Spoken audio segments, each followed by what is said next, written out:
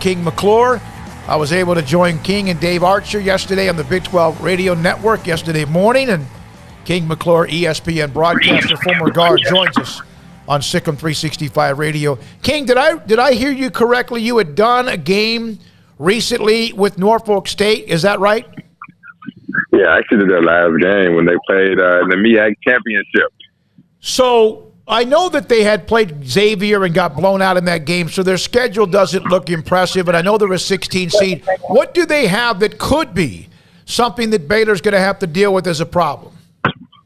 Yeah, they're very versatile. I mean, when you look at their bigs, they have a big Kenneth Bankston, who I think is a potential maybe NBA player. He has NBA level athleticism.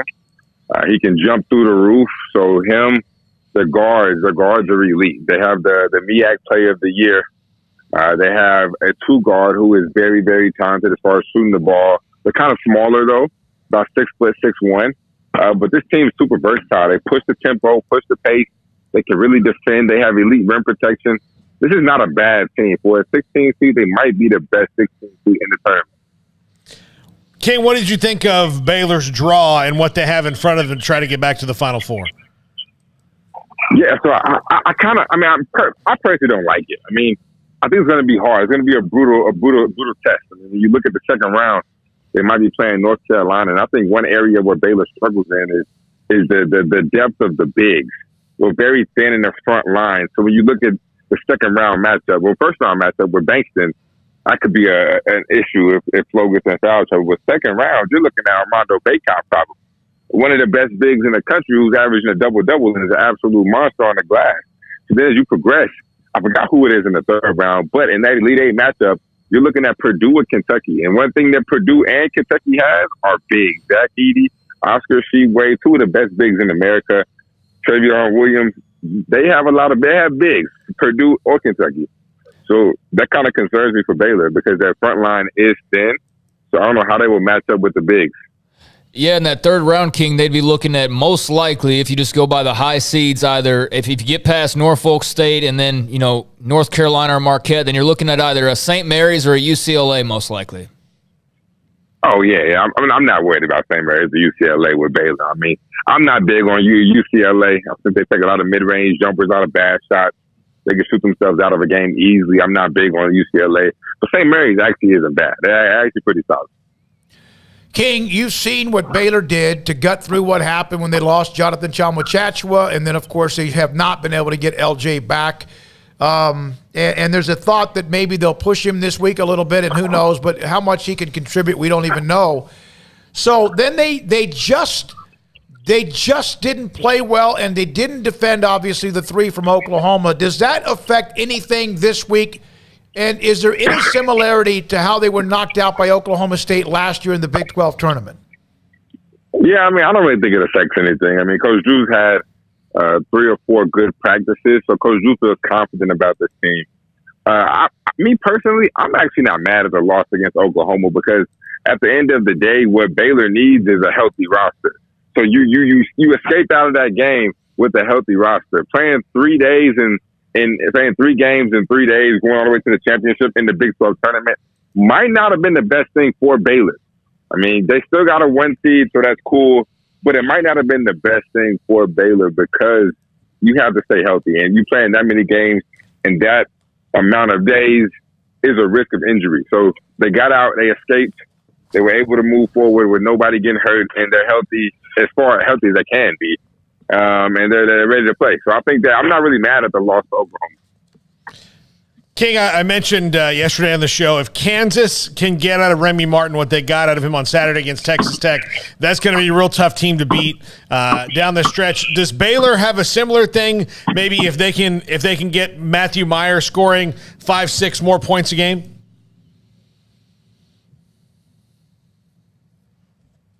With Remy Martin scoring, it's a little bit deeper than Matthew Meyer scoring because I think one thing Kansas lacks is that perimeter point guard playmaker that can get it off the bounce, that can create his own shot when the shot clock is wearing down. And we all know Remy Martin, when he's at his best, is an All-American type of caliber point guard or type of player.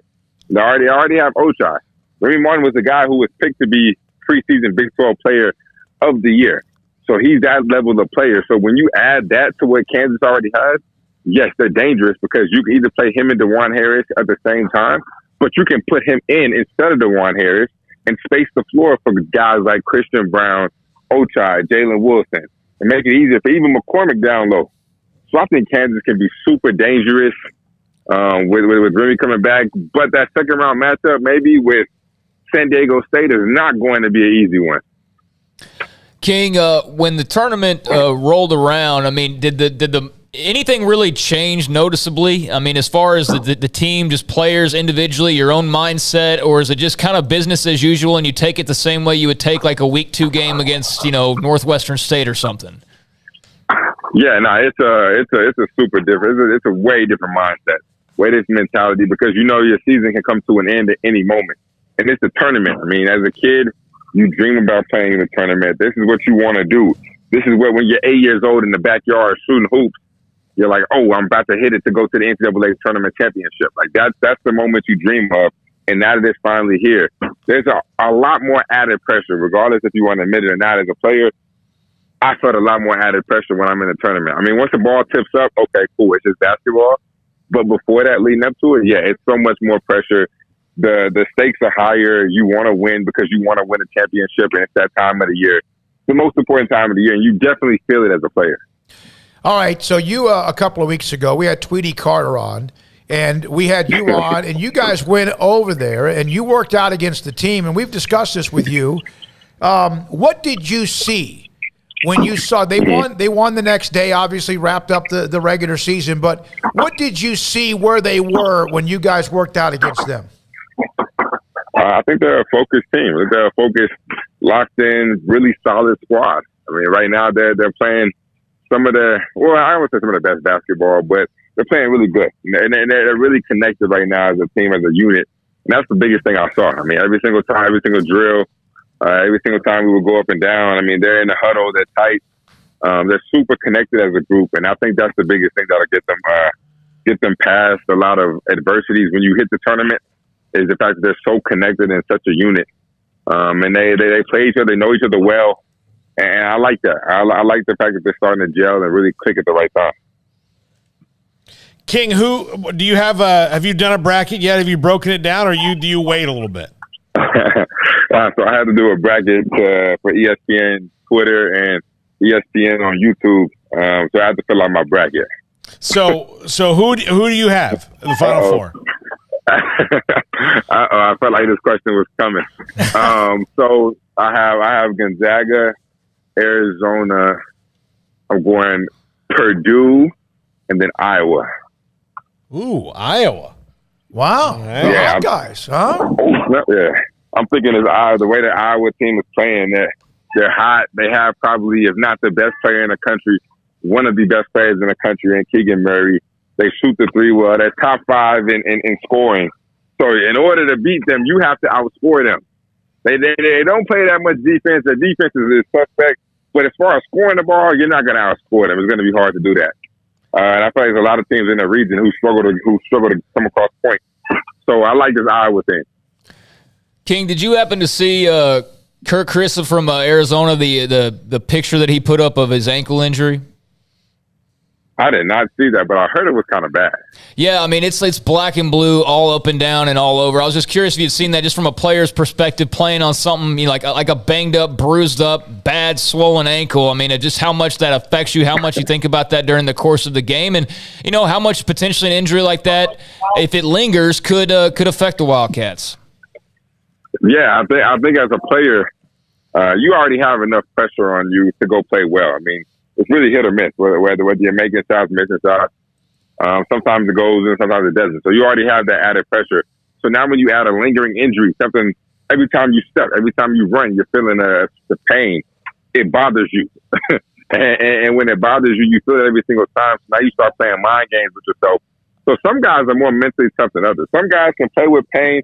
Some guys can't. I mean, I was one of those guys where if I was just a little bit hurt, I might play, I might not, depending on my pain tolerance, because I really don't like pain like that. But some guys can do it, some guys can't. But I think that injury to Carisi could affect the Wildcats. I think The Wildcats are a talented team that I think, if they're fully healthy, can be in the championship. But if they don't have Carisi, it's going to be tough. Yeah, and he's obviously a kind of their well, he's kind of the key to that entire team, although they have talent across the board. So, Baylor opens up with Norfolk State on Thursday. Then they would play either, if they win, Marquette or North Carolina. Which of those two, Marquette and North Carolina, would bother you the most? Is it Carolina because of what you said inside? Yeah, Carolina would bother me the most just because they're playing well right now. And Armando Bacot is a monster down low. I like Marquette because I don't think Shaka Smart has ever beat. I think he might have beat Coach Drew maybe once. I don't know, but Coach Drew's record against Shaka Smart is incredible. So I'd rather see Marquette, but I really don't want to see North Carolina in the second round. Is there something about playing? You were on teams, and Baylor's beaten the Logos. They've beaten Villanova. They've beaten Syracuse. They've beaten Kentucky. They've beaten Kansas. But is there something about playing Logos? Does that even matter to kids today? A little bit. I mean, you always know, like, okay, this is UCLA. Okay, this is Kentucky. Okay, this is Kansas. But at the end of the day, basketball is basketball. And when you see the big names across the set, you usually want to beat those guys. And when you see them, and it makes you play harder, it kind of gets you up for the game. And as a former player, yeah, we saw Kansas, we saw the Dukes, we saw North Carolina. Yeah, we want to play those teams because we want to beat them, because everybody wants to say, hey, I beat Kansas, I beat North Carolina. So yeah, as a player, I do think it matters. I mean, you want to beat these guys. What do you think they need on an every game basis? How many games they play from Matthew Meyer? Man, Matthew Meyer needs to keep doing what he's doing, but just add a little bit more scoring. I mean, he's doing the little things. People keep knocking him because he's not scoring the ball. But his rebounds, his defense, I mean, the things that he's grown on, he doesn't get enough credit for. So I think if he can just score a little bit more, they do need his scoring. They do need him to be consistent. That's the biggest thing I think they need out of him. Consistency, Matt. Every single time he steps on the court, we must know you're going to give us at least 10 to 12. Like, you're giving us 2 one night, 15 the next night, 3 the next night. We need consistency and know we're going to get out of you. I mean, we know we're going to get from you defensively and on the glass, but scoring the ball, he has to be much more consistent on the offensive end. Are you? I know you and Matt are close. I know one time you came back into town just to go to breakfast with him and talk to him. What has it been like watching him all of a sudden realize that, there's 2 parts to basketball, and not only that, be good at it, be really good on defense? Yeah, I mean, just seeing his growth and his maturity has been special, because I know that Matthew Meyer I played with my senior year, he just wasn't that type of player. He wasn't trying to stick his nose in, trying to make the tough plays. He was just trying to be instant offense, and that's what he is. We already know how talented he was, but he wasn't trying to do the little things, and I think he's starting to embrace it. I even got a chance to work out with him, just me and him, about 2 weeks ago, and we talked about that and how much he's embraced and bought into doing the little things that other people normally don't do and that he has never done in his career. So I think that's a huge thing for him, and I'm so proud of him, regardless if he's scoring the points or not. But I do want to see him be a little bit more consistent offensively. Thank you very much, King. Great to have you. I know you're busy. Are you involved? Do you have anything at all with the various tournaments or anything with the NIT, whatever? Yeah, so I'm currently at Xavier right now. Okay. Literally just got done watching the practice. Xavier and Cleveland State tonight on ESPNU, 8 o'clock Central Time. I'm glad I asked. First round of the NIT. I'll be doing that, and then Friday I will be in Bristol doing a TV show for the second day of the tournament. So that's awesome. Be on the lookout. Yeah, we will. That's why I'm glad I asked too. Tonight, 8 o'clock ESPNU, King McClure. It is again Xavier against Cleveland State. King McClure, former Baylor guard, ESPN broadcaster on Sic'Em 365 Radio. When we come back, I did see